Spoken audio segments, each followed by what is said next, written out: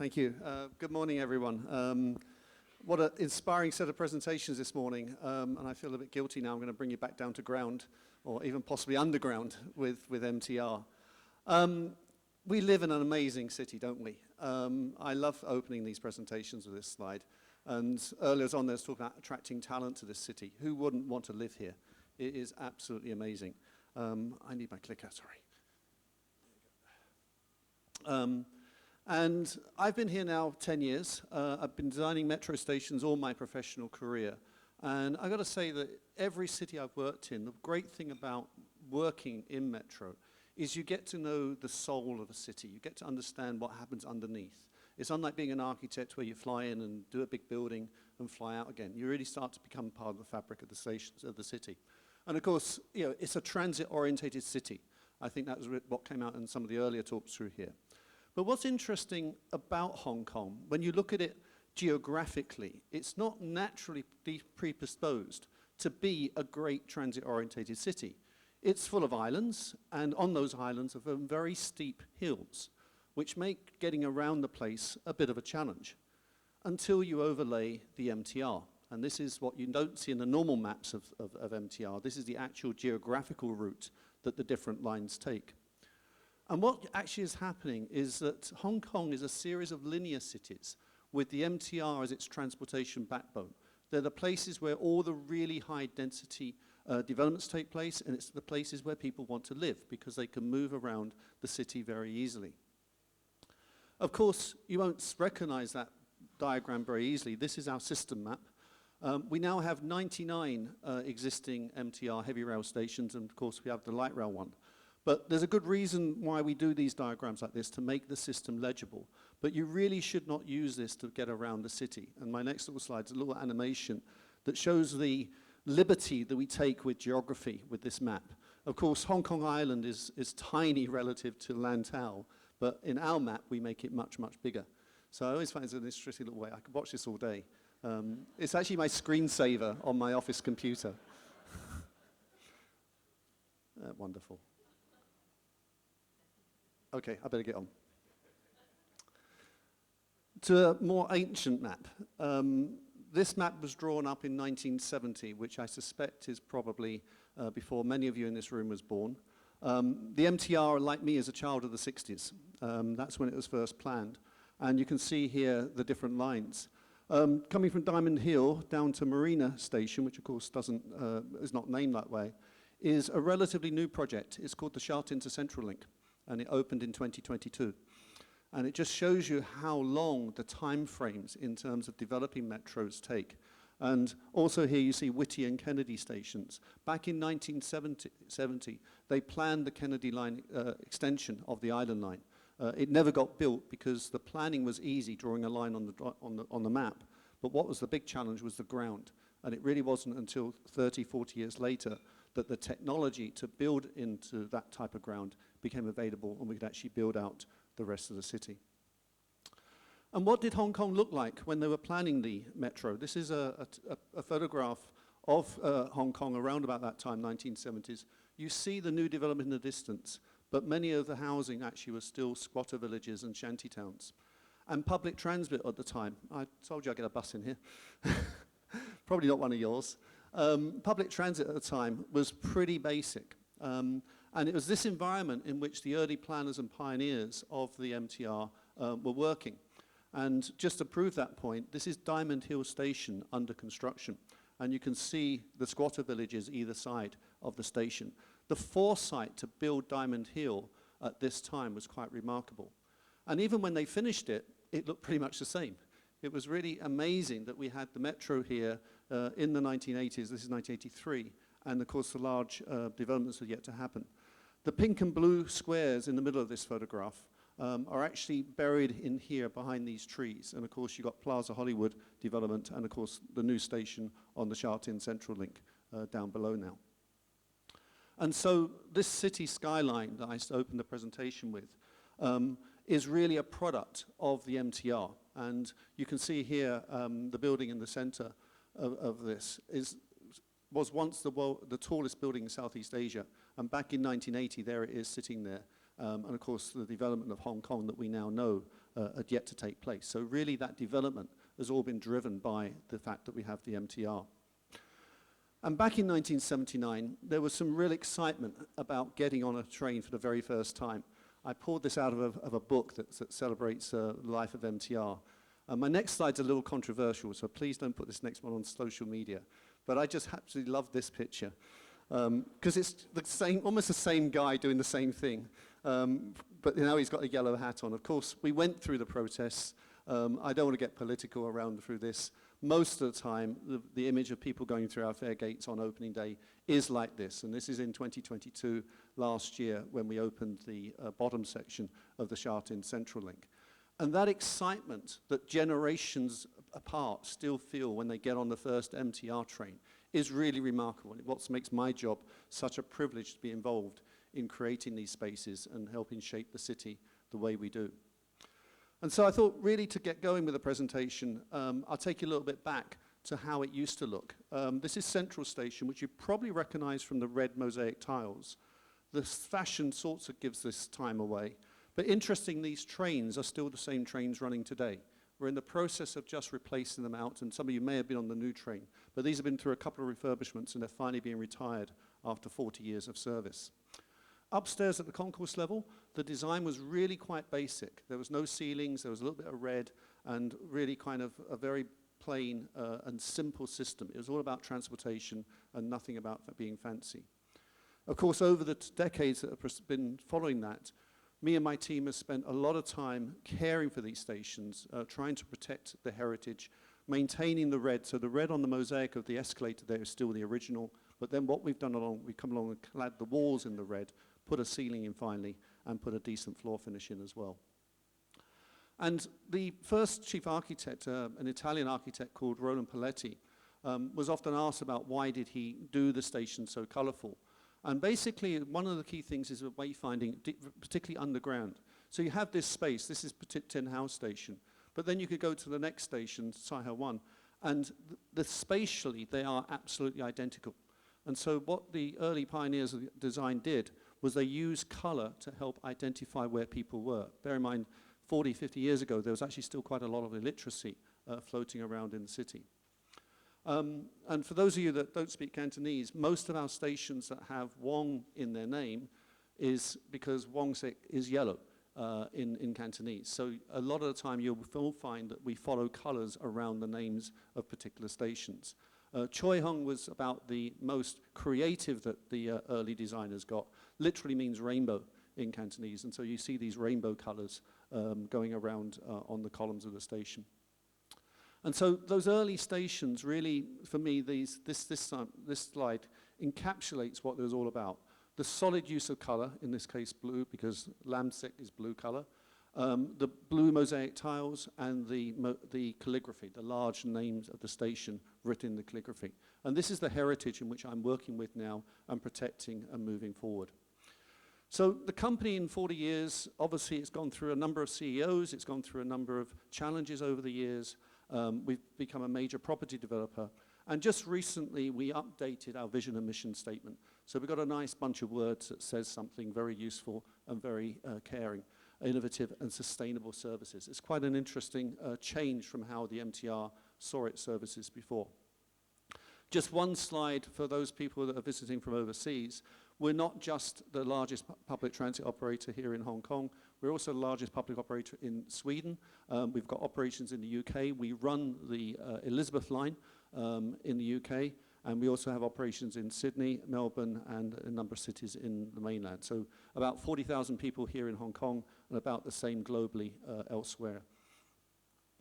And this really is what sets MTR apart from most other transit organizations, which tend to be government-funded and government-led. We have the planning, construction, operation, but then we have the add-on of the services that we provide, particularly around retail and property. And that's really the value add that we go through. Our traditional model, and this has changed over the last few years, but basically the backbone of what we see operating today is been based around what we call the rail plus property model.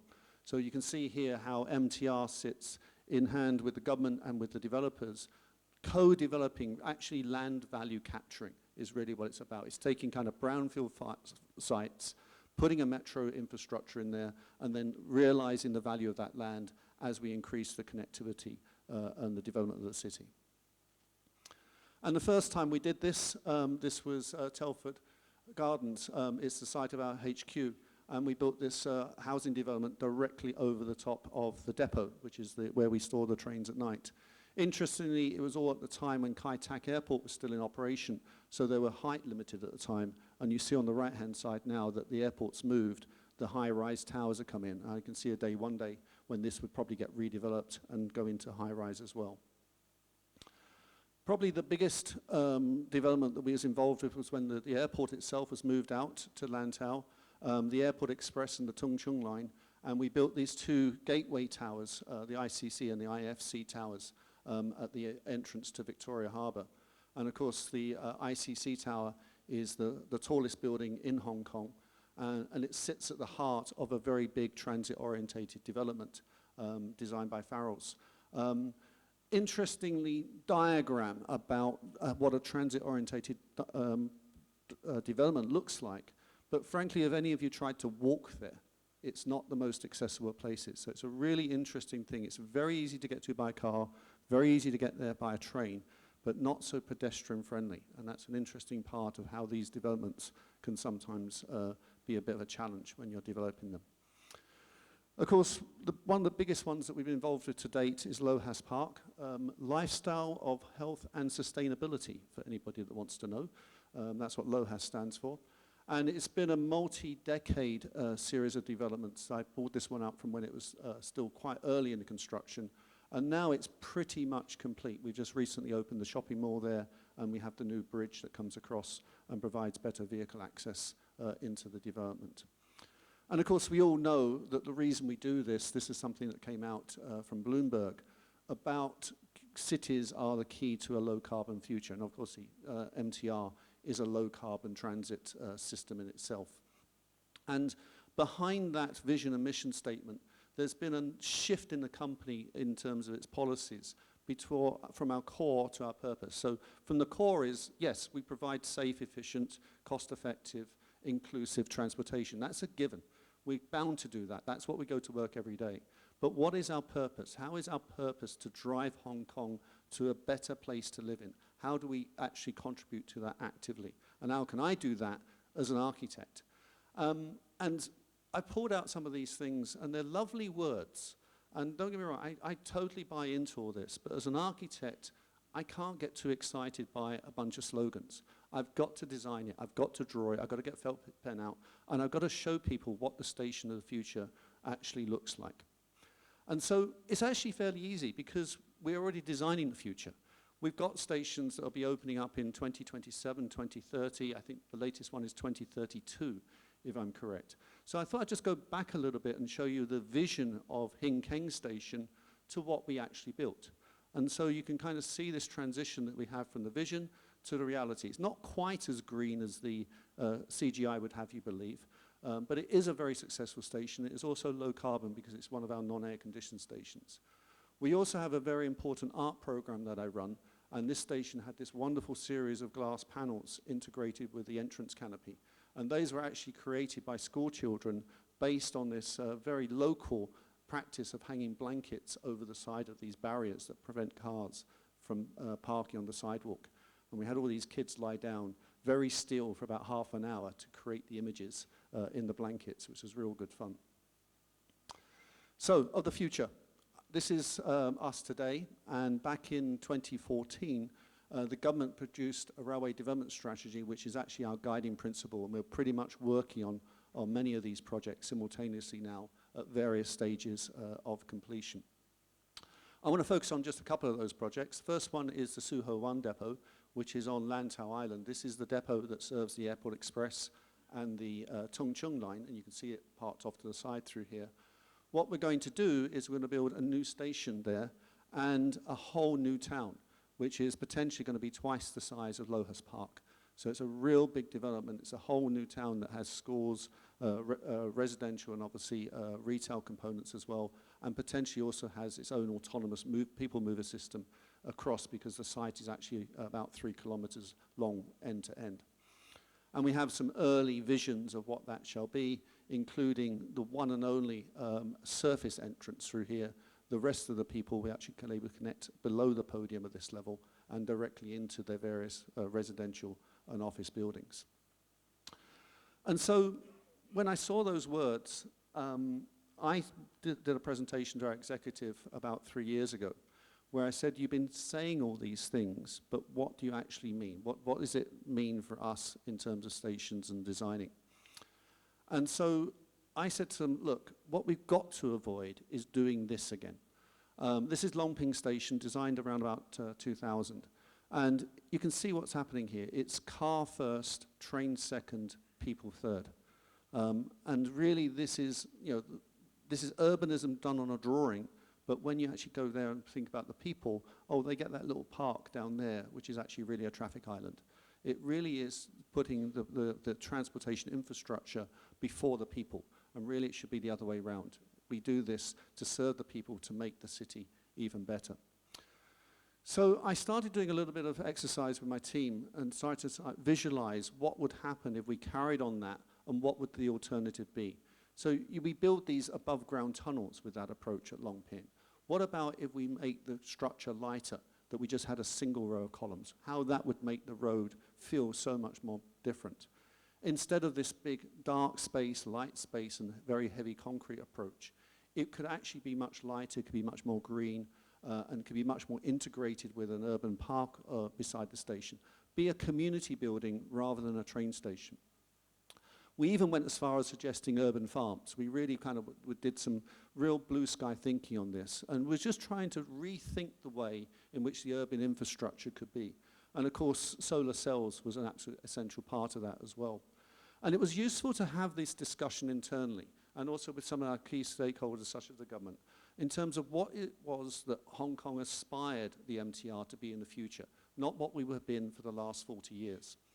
And so this started to inform the study that has led to the design of HKIUD Station, which is one of the new stations we're doing for the government through here. And we started the study out by basically setting ourselves a very simple target.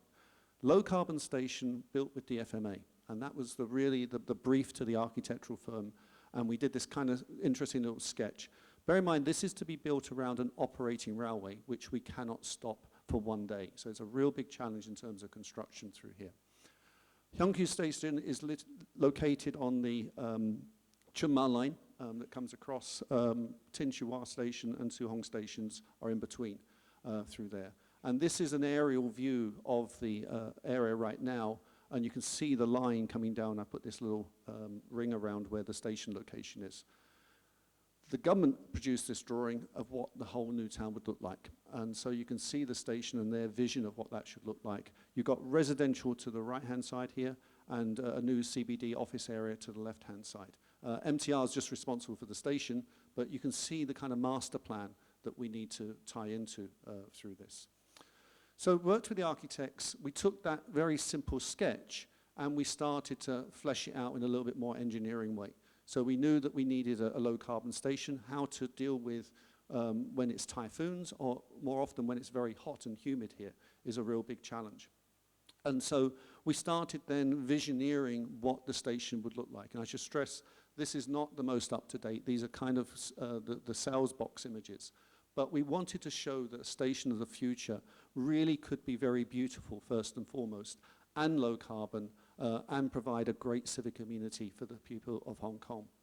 And even to the extent of putting plants on the platforms, and because it's elevated, could we actually have a lovely view out into the square, rather than being very introspective, which MTR stations typically have been of the past. Building it really is the big challenge, though, not just designing it. And what we plan to do is build it with DFMA. So basically we will be building the platforms either side of the operating railway, and at night be bringing these in on little low loaders and connecting them to the side of the railway. There's a lot more engineering that goes behind this, but that's the theory. And it's pretty much going to be how it actually works out, but the cartoons rather simplify the whole thing through. And finally, I end with an image of what it's going to look like eventually. We have this big civic square in the front of it. That's a strategic rail link that the government's going to be building through here. And our station sits very proudly in there with the residential area behind and the office building areas in the front. I'll end there, and I've deliberately ended with a slide which kind of shows us moving towards our digital future. It's a really interesting journey to be with MTR for the last 10 years. I think we've really kind of moved the needle now, respecting our heritage, but also looking forward. And the next generation of stations will have the same kids running in, as we saw in those earlier slides, to ride into these new stations. Thank you very much. Thank you very much, Mr. Mead. Thank you very much. Please be seated.